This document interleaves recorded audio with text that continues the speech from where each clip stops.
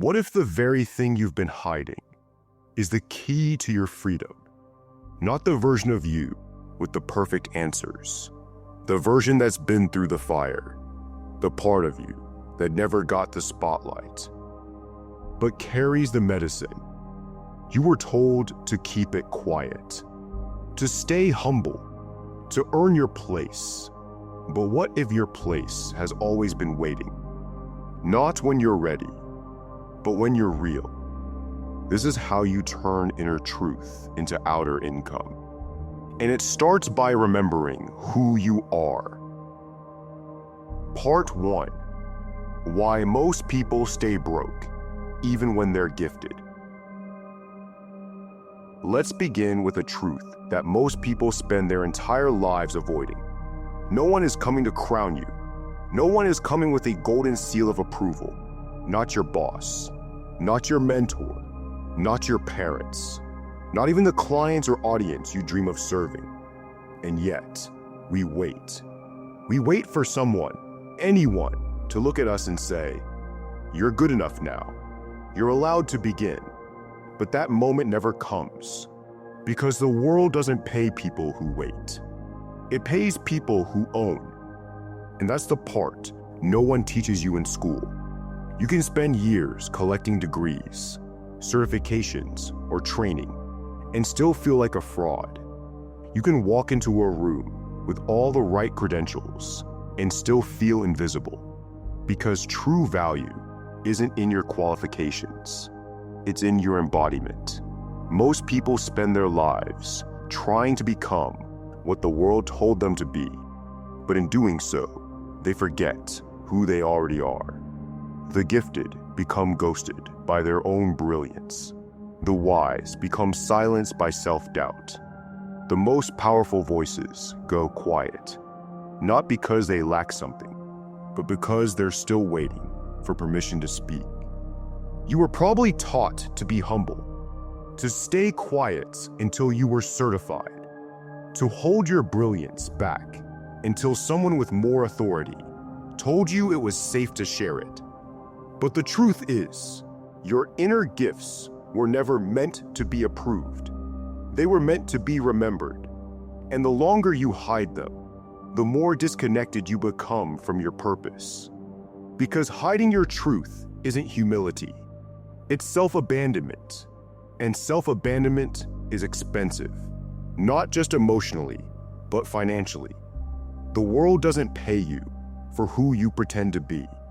It pays you for who you fully are. Think about it.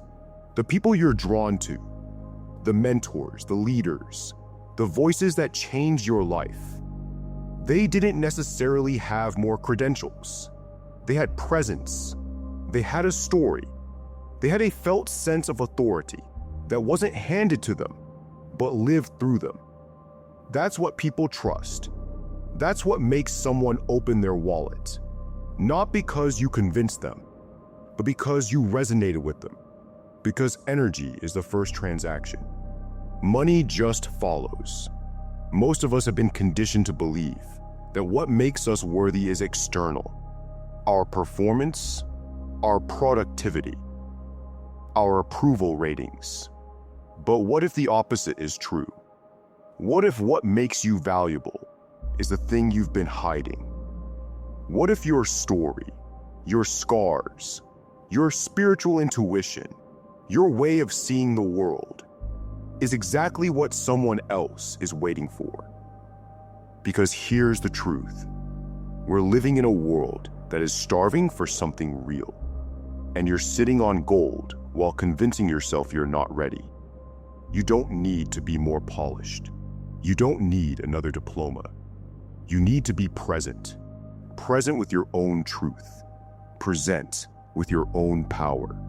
Present with the gift you keep trying to repackage into something more acceptable. People don't pay for information anymore. We have enough of that. They pay for transformation. They pay to feel seen, understood, and held. They pay to be guided by someone who's been there, someone who's walked the fire and came back with the wisdom, not theory. And if you've lived through something, if you've healed something, learned something, grown through something, you already carry the medicine. The only question is, are you willing to stop hiding it? So let me ask you directly, are you still editing your story so it sounds more professional? Are you still apologizing for being powerful in a world that profits off your doubt? Or are you finally ready to let the truth speak louder than your fear? Part 2. The source of authority isn't credentials, it's energy. Most people spend their lives learning how to perform, how to say the right things, wear the right mask, show up as someone who looks qualified. They study how to build a brand, how to write a perfect bio, how to speak in polished sentences that sound impressive. But here's the hard truth. Performance doesn't create trust. Energy does. Resonance does.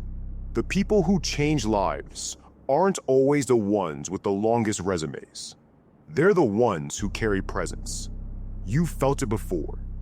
You've been in a room with someone who barely said a word, but you could feel something in them. Something solid, calm, real. That's not charisma.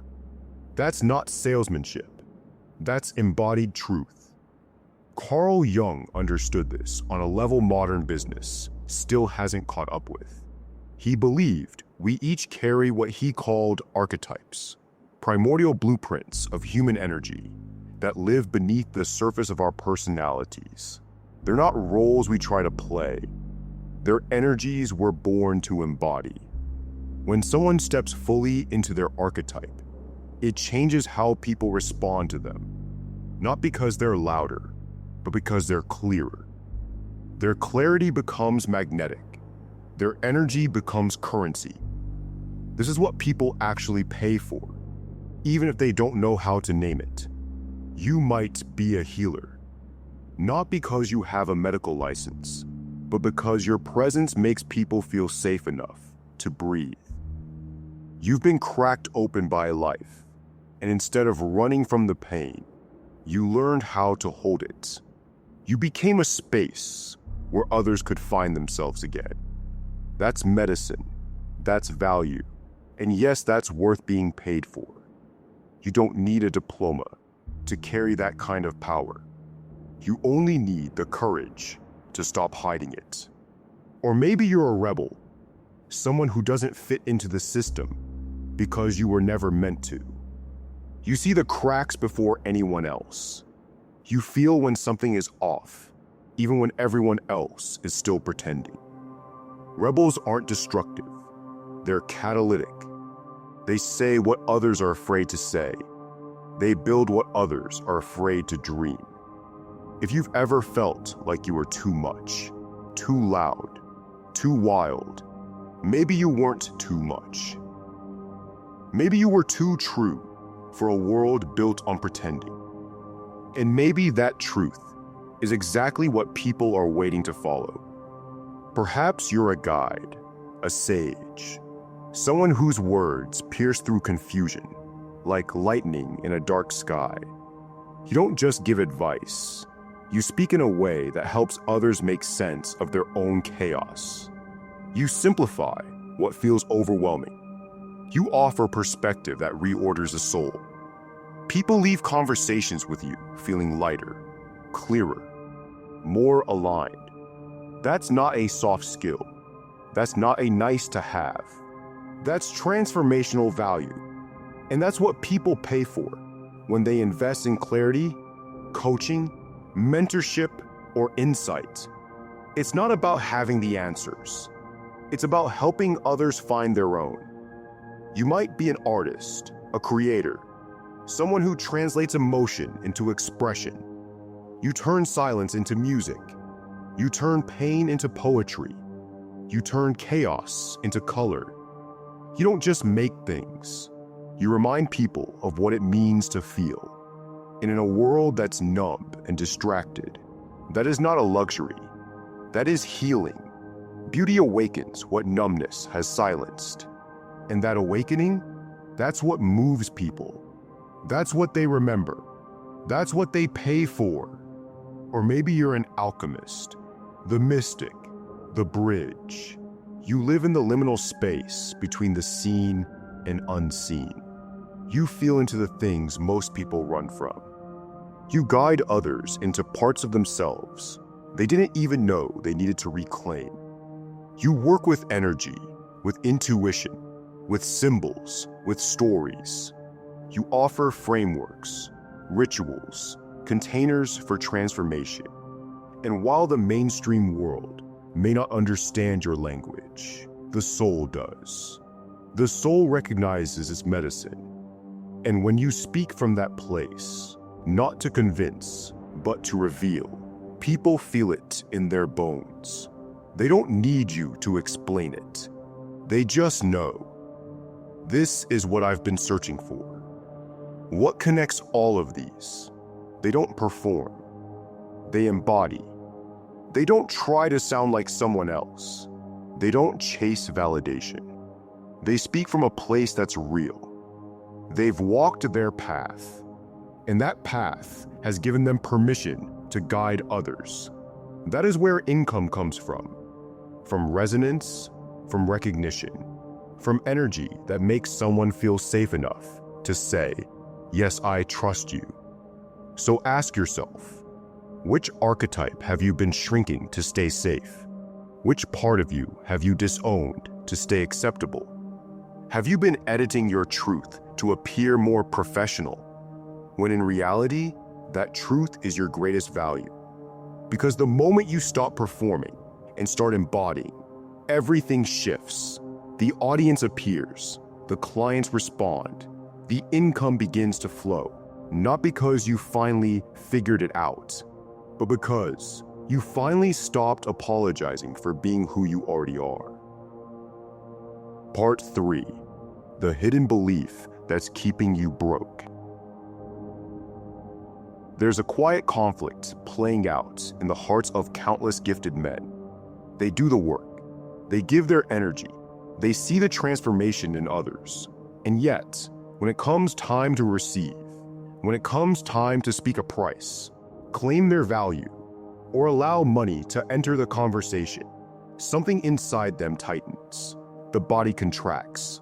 The voice lowers. The presence dims. And they often don't know why. But deep down, it's this. They've been programmed to feel guilty for being compensated. It doesn't matter how skilled you are. It doesn't matter how many lives you've touched, how many breakthroughs you've facilitated, how much impact you've made. If you still carry unconscious shame around receiving money, that shame will speak louder than any strategy, not with words, but through energy, through hesitation, through invisible tension, and most importantly, through your relationship with worth. This shame didn't start with you. Most of us inherited it.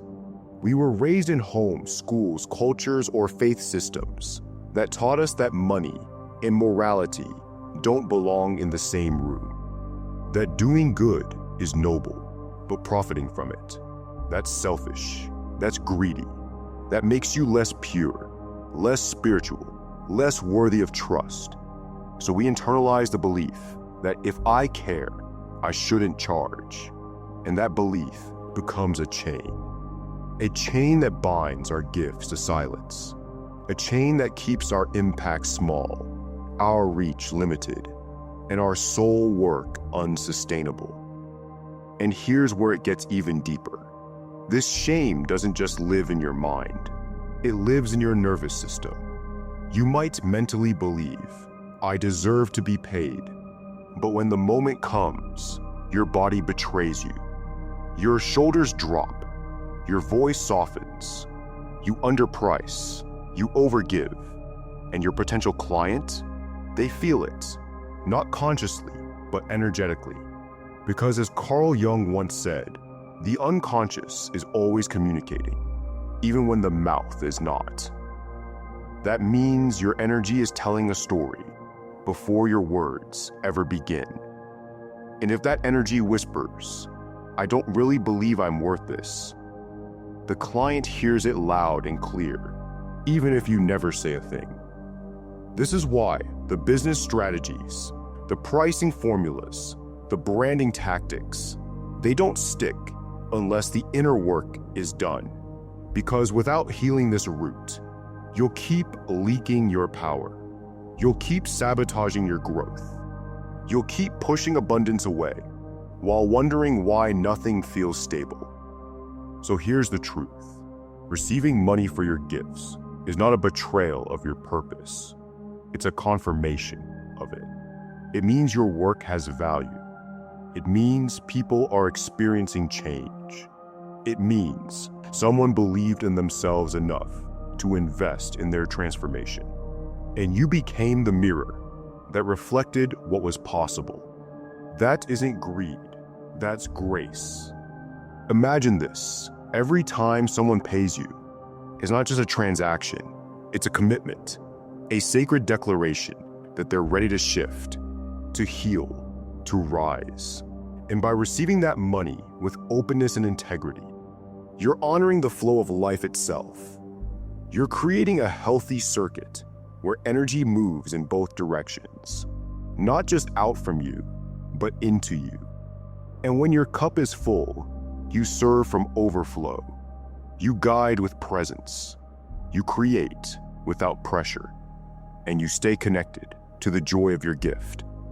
But if you keep giving without receiving, if you keep serving from depletion, you start to crack, you burn out, you feel unseen, and eventually, you begin to resent the very gift that once gave you life.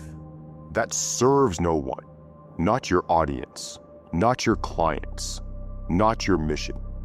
Sustainability is not selfish, it's sacred. So if you've been carrying the weight of money shame, it's time to lay it down. If you've been apologizing for charging, hiding your rates, or discounting your worth to feel safe, it's time to tell a new story.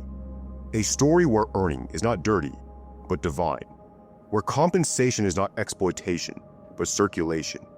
Where value flows freely between giver and receiver, and both are transformed. Part 4. Getting paid isn't selfish, it's sacred. It's time to flip the script. Because if you've spent your life believing that getting paid for your gifts makes you less spiritual, less noble, or less pure, understand this. That belief was never yours to begin with.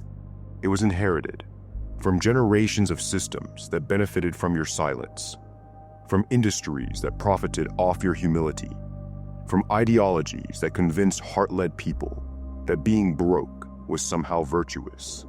And as long as you carry those beliefs unchecked, you will unconsciously dim your light to stay small enough for other people's comfort.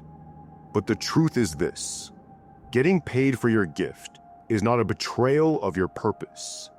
It's a fulfillment of it. Because when money flows to you, it doesn't just land in your hands. It amplifies your voice, expands your reach, nourishes your nervous system, and fuels your mission. It allows you to show up stronger, clearer, and more generous. It allows you to say yes to opportunities and no to exploitation. It allows you to be fully present in your service, because your survival is no longer hanging in the balance. That's not selfish. That's strategic. That's sacred. Think about it. What happens when the most heart-led people stay broke? They burn out. They give from depletion. They second-guess their worth. They start to feel invisible. And eventually, they walk away from their gift altogether. The world loses their voice, not because they weren't needed, but because they were never supported. And the cycle continues. We get more marketers and fewer mentors, more tactics and less truth, more noise, but less healing. But when those same heart-led people become resourced, supported, and seen, everything changes. They show up brighter. They give from overflow. They create spaces that heal. They build communities, ecosystems, and movements. They become lighthouses in a world that is drowning in performance and starving for presence. And all of that begins the moment they decide to stop apologizing for being compensated. You were never meant to give endlessly without receiving. That's not divinity. That's dysfunction. Even nature understands reciprocity. The tree gives oxygen and receives carbon dioxide. The river gives water and receives life. You were designed to circulate, not sacrifice. And when you allow money to be part of that circulation, without shame, without apology, you give others permission to do the same. This is how we begin to build a different world. A world where creators, mentors, teachers, healers, artists, and guides aren't struggling to survive while pretending they're fine. A world where soul work isn't treated like a hobby, but honored as the medicine it truly is. A world where earning with integrity is celebrated, not judged. Because when the right people rise, when they stop hiding, when they stop waiting for permission, they shift culture. They create new blueprints. They embody what's possible. Carl Jung once wrote, "The most dangerous thing is the unlived life." And far too many men are living half alive, gifted, aware, overflowing with potential, but muted by inherited guilt, muted by the fear of being seen as selfish, muted by the belief that they must suffer to be sincere. But what if that belief was the very thing keeping the world from evolving? What if your receiving was the gateway to someone else's healing? This is not about chasing money. It's about being available for it, because you've stopped hiding your truth, because you've stopped filtering your frequency, because you finally understood that your gift is not random and your income is not separate from your soul. When those two things align, the result is not sales, it's sovereignty. It's sacred circulation. It's service that sustains you. And that is how we start to remember what real value is. Part 5. Your archetype is the key to prosperity. You've spent enough time doubting your worth. You've spent enough time waiting for permission. The question now is no longer, can I do this? The real question is, which part of me is already doing it? And how can I support it to grow? Because the truth is, you already carry an archetype that knows exactly how to create value, not through hustle, not through performance, but through embodiment. The first step is to stop disowning your design, to stop filtering your gifts to appear more legitimate, to stop dismissing your own story as not enough. Because when you honor your archetype, everything begins to align. Your message, your presence, your offer, your energy. And from that alignment, income becomes a byproduct of clarity. Let's get practical. Imagine this. If you're the healer, you don't need to be a therapist to create value. Your very presence is the offer. Whether it's through coaching, breathwork, listening, or holding space, you earn by helping others feel safe enough to meet themselves. In a world that constantly pushes people to disconnect, your stillness becomes sanctuary. If you're the rebel, your power is in challenging the system and birthing what doesn't yet exist. You don't follow trends, you spark them. You might build movements, launch disruptive podcasts, or create content that speaks uncomfortable truth. You earn by embodying the future that others haven't yet imagined. People pay rebels not for safety, but for vision. If you're the guide or sage, your brilliance is in bringing order to chaos. You simplify, You name what others can't. You take people from confusion to clarity through courses, frameworks, mentorship, or teaching. Your income comes from being the voice that says, "Here's the path. Let's walk it." In a world full of noise, your clarity is currency. If you're the artist, the creator, you help people feel alive again through design, words, storytelling, visuals, or sound. You awaken what routine has numbed.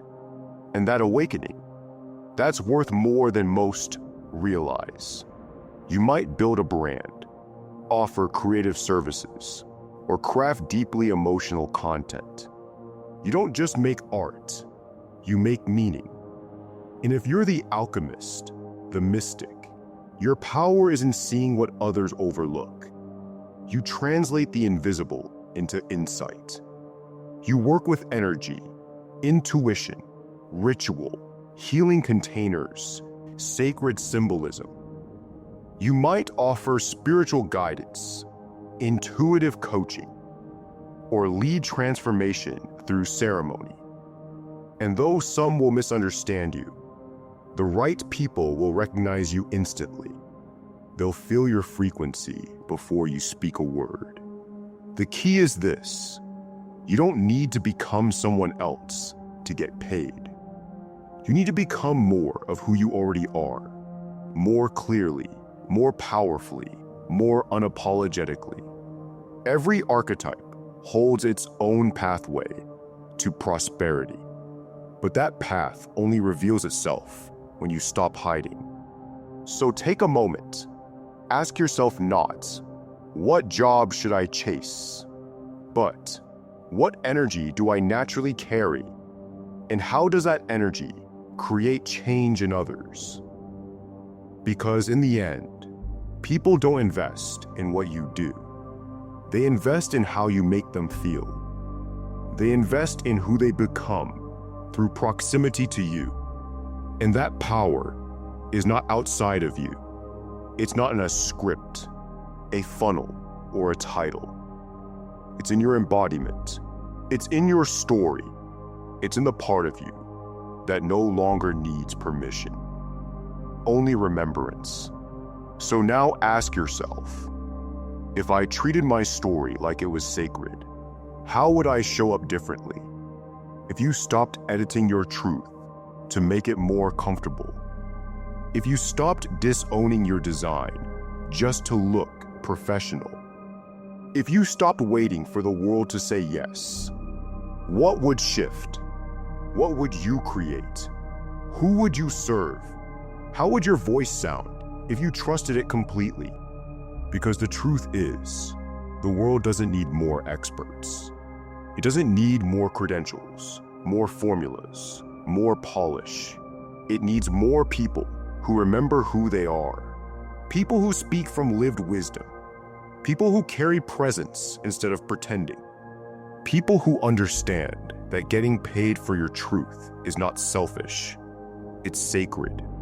Your income is not about ego. It's not about selling. It's not about chasing status. It's about alignment. It's about owning the frequency you were born to hold and allowing that frequency to sustain you. The question isn't whether you're ready. The question is whether you're willing. Willing to stop performing. Willing to be seen. Willing to let the world recognize what it's been searching for in you all along. Now go live it. The world is watching, and it's waiting.